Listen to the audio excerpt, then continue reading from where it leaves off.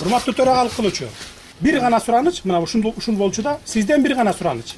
Кумтөр боюнча мына бүгүн коалиция карап атат. Кумтөр боюнча өкмөттүк комиссияныкын. Өткөндө мен официалдуу түрдө кат жазганмын. Парламентте караганда сөзсүз түрдө мени чакыргыла. Себеби ачыла элек фактылар бар, коррупциялык элементтерде. Ошолордун бардыгын ачып беришибиз керек.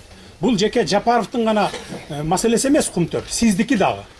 Ошон үчүн парламент кайрылып калса, мени бир 2 саатка, 3 саатка ошо СИЗОдон алып барып, отургузуп, катыштырганга токтом чыгарып бериңиз деп мен сизден өтүнөйүн деп атам. 5-чи микрофон, Курмантай Абдиевич. Атажурт Абдиев, урматтуу депутаттар, урматтуу төрага. Бүгүн күн тартибинде Кумтөр маселеси коюлуптур. Бардык депутаттарга таратылып берилди эле Садыр Жапаровдун кайрылуусу. Ал азаматыбыз депутаттык мандатынан ажырай элек. Өтүнүч менен кайрылган Кумтөр маселеси каралганда менин катышуумду камсыз кылып берсеңиздер деп. Ушуну добушка коюп чечишибиз керек.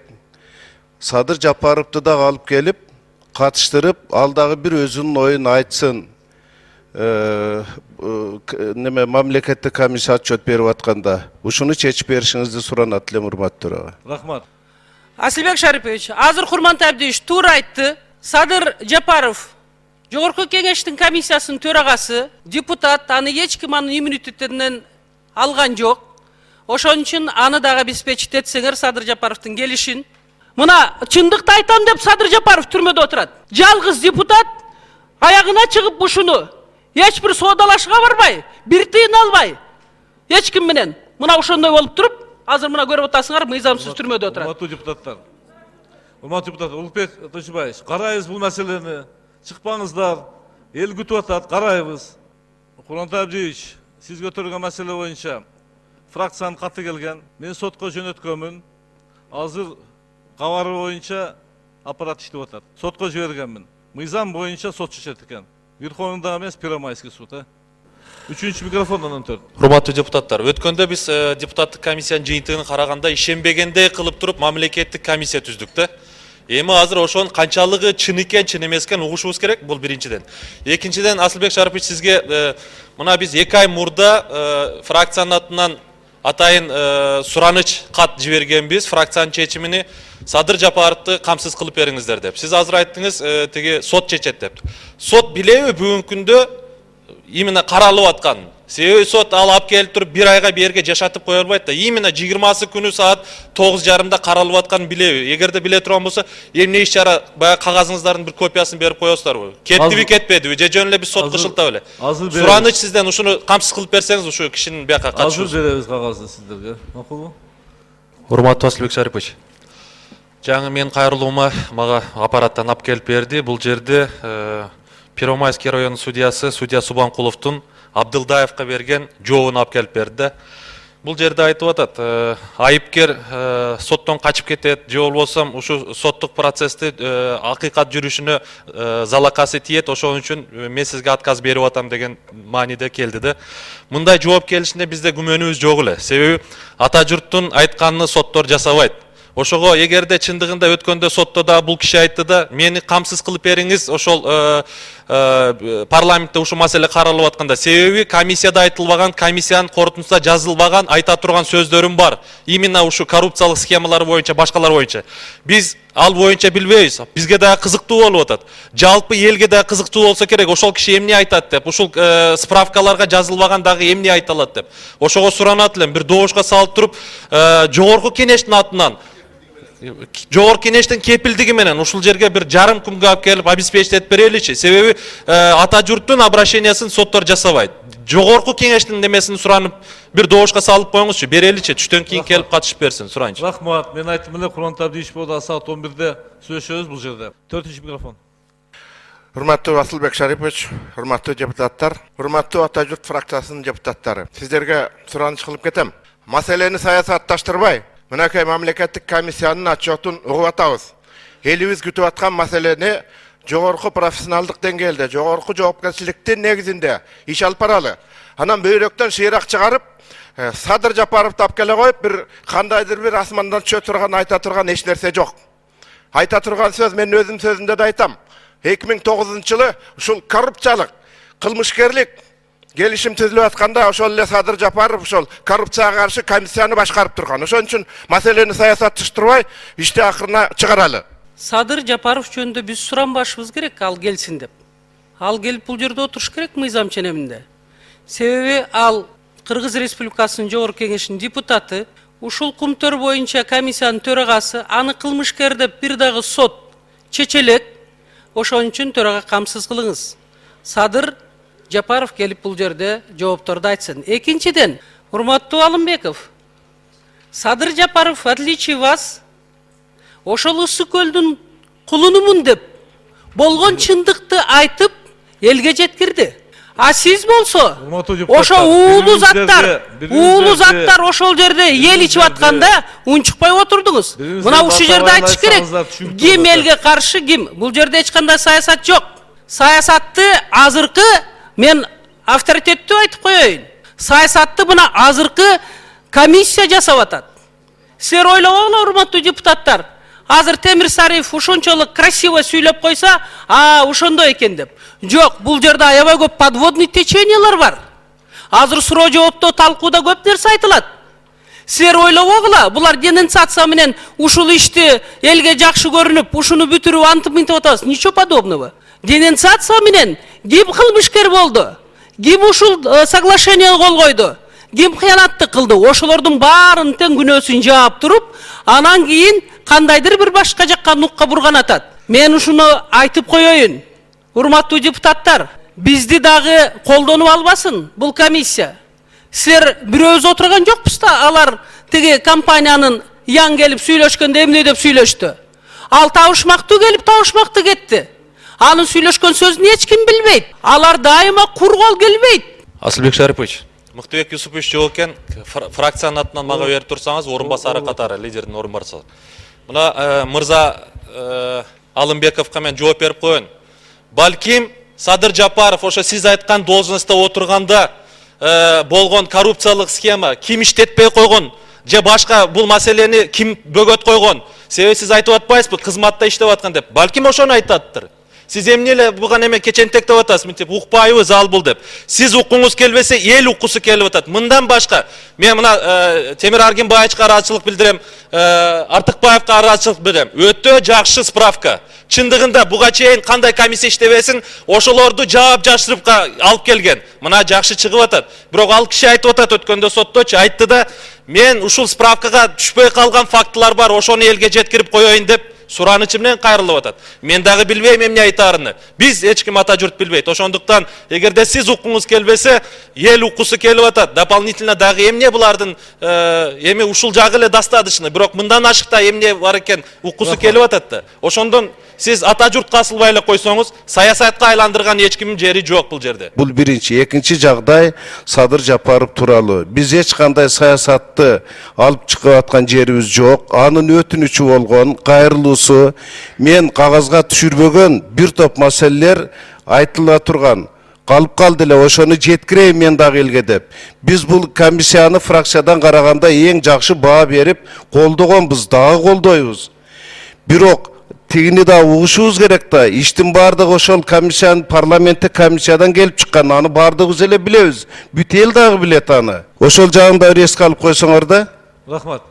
Ушул күнгө чейин саясат менен ушу кумтөр аралашып келип, мына Кыргызстандын тагдыры мына бүгүнкү күндө мына Темир мырза алып чыгып атат. Буга чейин Садыр Жапаров алып чыккан.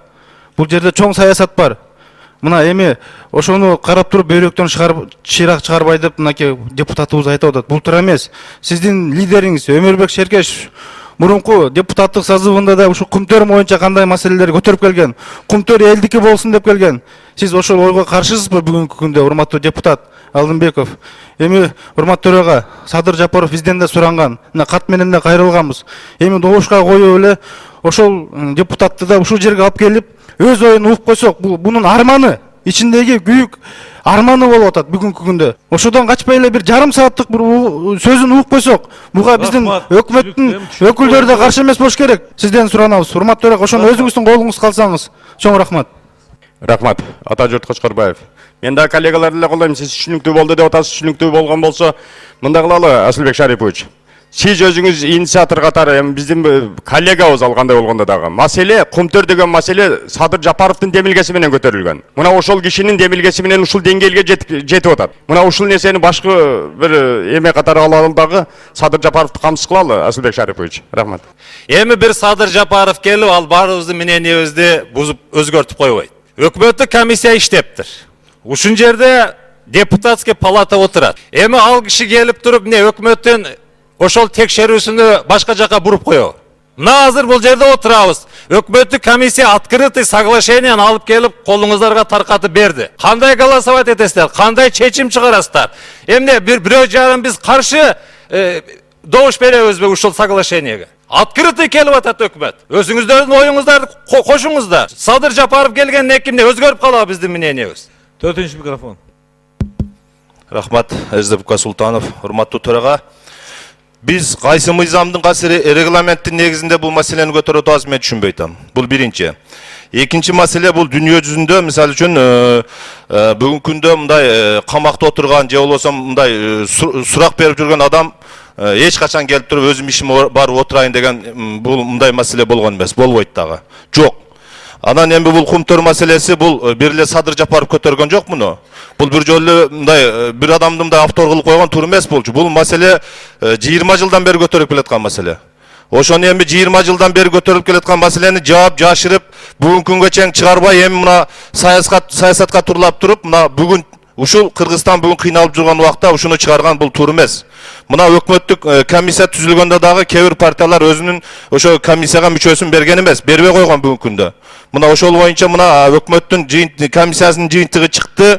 Мына биздин кээ бир депутаттар мындай комиссиянын жыйынтыгын биз угула келек, мына чындап ушундай жакшы жыйынтык чыгыптыр деп туруп, мына өткөндө өзүңүздөр микрофондо уктуңуздар. Ошон үчүн урматтуу төрага регламент боюнча иш алып бара берсеңиз сизден сураныч. Рахмат. Асылбек Шарипович, бул жерде сотко давление кылган эч ким жок. Биз сураналы деп атабыз, жогорку кеңештин атынан эле. Укуңар келбесе укпай эле койгула. Бул жагы деле жетиштүү. Биз кандай маселени жыйынтыкка келебиз, ошол маселеде болуп атат. Азыр биз мына сөздөрдөн дайым болуп атат. Кайра эле ушулар билген ишин кыла берсин дегендейге алып кетип атат да. Мына эмне үчүн ата журт ошол комиссияга өзүнүн кандидатураларын берген жок? Мен ушуга түшүндүрмө берип коеюн. Себеби биз ошо биринчи депутаттык комиссиянын корутундусуна толугу менен макул болгонбуз. Мындан башка жыйынтыкта болушу мүмкүн эмес эле. Мына бүгүнкү күндө Темир Аргынбаевич менен Осмон Артыкбаев толугу менен тастыктап отурат. Биз туура кылган экенбиз деп атабыз. Анан бири-бирибизге асылбай эле коелучу. Ишти кылайлы. Бириңиздер асылбагыл иш кылайлы. 3-нчи микрофон. Азыр мына коллегалар айтып жатат, мындай справка болгон эмес деп. Мындай справка болгон, мындан күчтүү дагы справка болгон. Ошол депутаттык комиссиянын справкасы мындан дагы күчтүү эле, аргументтери дагы жетерлик эле. Болгон. Эмне үчүн качып жатабыз? Мына ушул фактынын өзү биз Садыр Жапаровду мына ал жерге камсыз кылбай жаткандыгыбыздын өзү көрсөтүп жатат. Биз bir tarafka bir багытка бурулуп калдык дегенди эме кылып жатат. Ошол справкага кирбей калган сөздөрүм бар эле деген аргументтин негизинде эле алып келели, Асылбек Шарипович. Добушка коюп бериңиз. Дош койбойм, мен сизге айттым азыр. Чечим соттон чечимдерин силерге таратып берем азыр. Таратып берем. Мен сотту алып келди айта албайм. Соттун ичине кирише албайм. Рахмат. 2-нчи микрофон. Урматтуу төрага, урматтуу коллегалар, мен кечирим сурайм.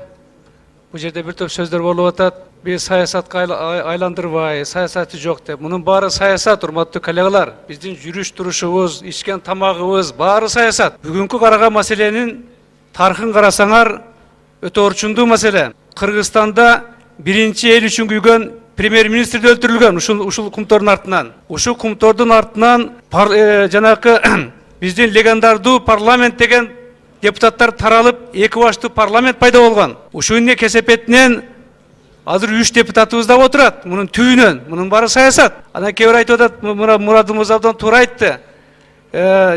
Жапаров Садыр мырза бул автор эмес. Мен кошулат элем. Бирок ал демилгечисинин бири ушул созупту алып чыгып карайлык деген. Урматтуу коллегалар, биз аны өзүбүз жерде шайлаганбыз. Ушу депутаттык комиссиянын башында тургун деп. Ал өзү шайланган эмес. Муну да эстеп коелук. Ушул жерден кылмышка жаза тартайлык дегенде депутаттар добушун берген эмес. Муну да эсетип коеюн мен. Ошондуктан мына биринчи Кыргыз тарыхында биринчи өкмөт элдин кызыкчылыгын колдоп, ушул маселени кабыргасынан коюп алып чыгып атат. Биз азыр рахмат айтышыбыз керек. Кандай жаман болбосун. Да, кемчиликтер мүмкүн бардыр. Биринчи талап алып чыгып атат. Өкмөт өзү туура эмес экен. Зыян келтириптир деп. Биз буга баа беришибиз керек жакшылыгына. Ошондуктан мына жерде депутаттарга айткан сөздө мен кошулуп кээ бирлерине Жапаров ошо демилгечи катары, комитетти жанакы комиссиянын төрагасы катары мүмкүн оппонент болуп кээ бир айтылбаган нерсени айтып берер. Чындыкка дагы жакшыраак, түзүрөөк жакшыраак барарбыз деген 10 секунд бүтүрүңүз. да ой менен урматтуу коллегалар алып келип чакырып койсок эч нерсе болбойт. Биз аны деле угуп коелук, мүмкүн жакшы бир нерселерди айтып берер алдагы. Ошондуктан бул жерде эч мындай башка нук жок да, бир гана. Рахмат. Рахмат. Азыр сотко биз тараптан жөнөтүлгөн каттарды, анан кийин фракциядан, мен тараптан дегендей, анын жооптору таратып атат сиздерге. Урматтуу Асылбек Шарипович, урматтуу коллегалар, мен иш сапарында жүрдүм эле. Азыр келдим, эртең мен радиодон угуп калдым. Мына Исмаил Исакович бир абдан жүйөлүү маселе көтөрүлдү эле. Бүгүн кумтөр маселеси каралып атканда, биз Садыр Жапаровду алып келүү боюнча ошол кандай чечилип атат. Анткени менин колума мына Ууланган кумтөр деген китеп колума түштү. Ушуну мен толук окуп чыгып, бүгүнкү ушул талкууга эгерде биз туура чечим кабыл алып, кумтөрдү кыргыз элинин кызыкчылыгы үчүн элдин пайдасына чечебиз десек, бир жактуу карабай Садыр Жапаровдун бул жерге катышуусу абдан жүйөлүү.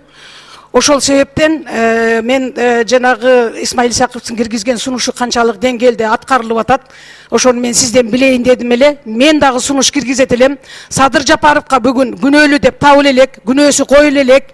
Сотто бүт коюлган күнөөлөрдүн бардыгы ыдырап чачырап атат. Ошон үчүн ушул кумтөр маселесин көтөрүп атып, күнөөсүз ошол жакка отуруп калды эле. Анан кийин чыгып алып, баарыбыз кумтөрдүн тегерегинде сөз кылганыбыз бул абирдин астында дагы, ыймандын астында дагы, мыйзамдын астында дагы туура келбеген нерсе бир мезгилдерде дагы көтөрүлүп калат. Бул ошон үчүн биз аягына бүгүн точка коебуз десек, Садыр Жапаровду сөзсүз түрдө ушул жерге алып келишибиз керек. Суроо жооп мына башталып калды. Биз Садыр Жапаровга да суроо беришибиз керек. Мен дагы ушул жерде тактап ала турган бир топ суроолорум бар. Ошол маалымат туурабы, ушул жерге туура кирдиби? Эгер туура кирсе, өкмөттүк комиссия канчалык деңгээлде ушунун үстүндө иш жүргүздү? Мага да кызык болуп атат. Ушуну камсыз кылып бериңиз. Арнамыз Мамырова. Рахмат. Урматтуу депутаттар, мага дагы бир жолу суроо берилип калды. Ата журт фракциясынан кайрылуу болуп, мен дагы төрага катары сотко жибергенмин. Соттун чечими мына сиздерге таратылды бүгүнкү күндө. Таратылды. Ошонун негизинде азыр иштеп атабыз эми. Асылбек Шарипович, мен дагы бир жолу айтып коеюн. Сиз айттыңыз соттун токтому чечими келди деп. Кайрылууну сиз колго коюп, бүгүн жогорку кеңеш токтом кабыл алып, биз ошо соттон ошонун Садыр Жапаровдун ушул жерге келишин обеспечитин биз талап кылышыбыз керек. Бүгүн кумтөр маселесин ошол Садыр Жапаров көтөрүп чыккан жыйынтык менен бүгүнкү өкмөттүк комиссиянын жыйынтыгынын кандай айырмасы бар? Эмне үчүн өкмөттүк комиссия түзүлдү? Садыр Жапаров кайсы жерин изилдебей койду? Ошонун баарын биз такташыбыз керек.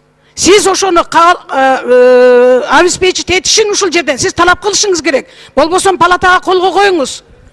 Мен дагы бир жолу кайталап коеюн. Садыр Жапаровдун күнөөсү бүгүн мойнуна коюла элек. Ал эркинен ажырата элек. Ал ушул кумтөр үчүн отурат. Мен дагы бир жолу кайталап коеюн. Анан кумтөрдү Садыр Жапаров алып чыкпаса, мен ачык эле айтып коеюн. Өкмөттүк комиссия түзүлөт беле, түзүлбөйт беле, ким билет? Анан кийин ошол кишини ошол жакка отургузуп коюп, анан бүгүн анын сыртынан биз ушул жерде кумтөр маселесин карап атканыбыз уят нерсе болот. Мен өкмөттөн дагы айтып коеюн. Өкмөттүн тиешелүү мына вице-премьер отурат. Обеспечить эткилегин, Садыр Жапаров келсин ушул жерге. Экинчи микрофон. Урматтуу депутаттар, колубузда спикердин каты турат сотко жөнөткөн. Соттун чечими турат. Биз соттун чечимине кийлигише албайбыз. Ага наразы болгондор апелляция берсин анда жогорку сот органына. Ошол аркылуу чечип келсин. Ким эле Садыр Жапаровдун пикирин уккусу келсе, камерага барсын, депутаттарды киргизет. Урматтуу Асылбек Шарипович, эми ошончо депутаттар суранды. Добушка салып, алып келип, мындайды 3 жылдан бери иштеп аткан ушул бийлик кумтөр менен кандай иштеди? Экологиясы ошончолук бузулду. Бирде көңүл бурбады. 30 тонна эмес 42 тонна алтын чыгып кетти 3 жылдын ичинде. Укмуштуудай нерселер болду. Анан бизде дагы недоверие бар өкмөттүн жыйынтыгын ачыгын эле айталы. Мен жөндөн жөн айткан жокмун. Эртең Сариев менен Сатыбалдиевди кылмыш жобуна тартабыз деген күчтөр чыкса, я абсолютно удивляться не буду. Почему? Потому что бул жерде көп нерселер красиво айтылганы менен, а самом деле совсем башка подводный течениелер турат деп ачыгын айтып атам. Ошон үчүн Садыр Жапаровду алып келүү боюнча добушка коюп бериңиз.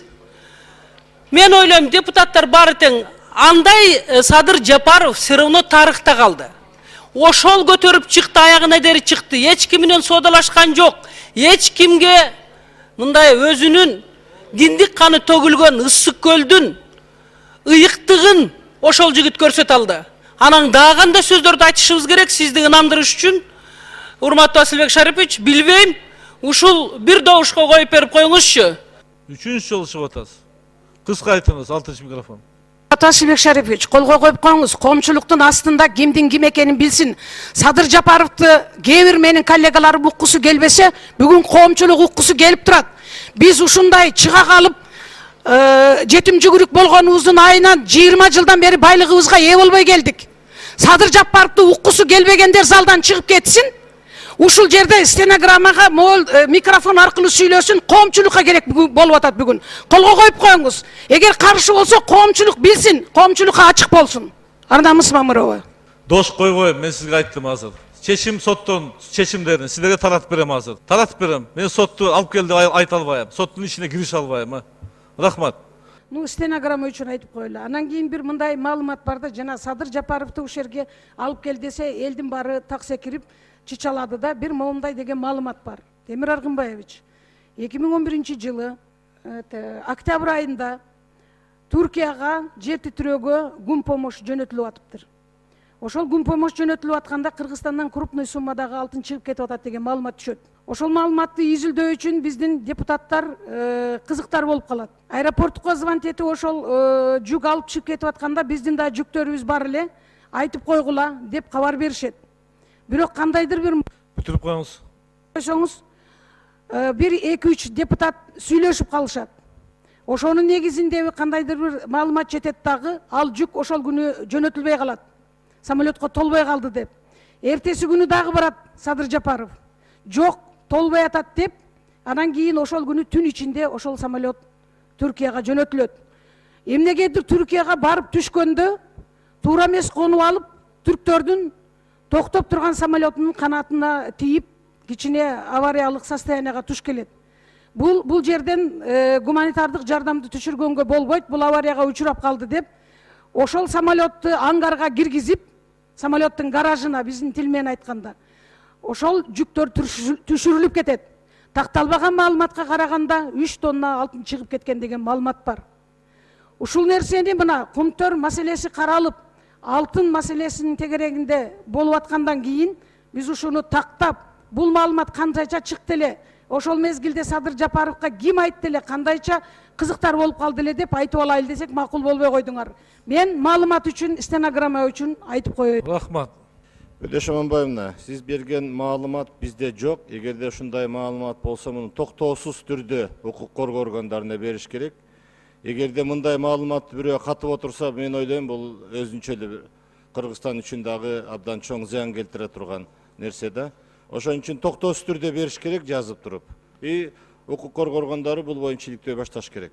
Асылбек Шарипович, Темир Аргынбаевич, азыр мен бир маалыматты айтсам, андай маалымат болсо белгилет. Мен дагы билейин деп, ушул маалыматтын чын төгүнүн тактайын деп сурап атам. Анын үчүн Садыр Жапаровго барып сурагыла, же Садыр Жапаровду ушул жерге алып келгиле, айтып берет.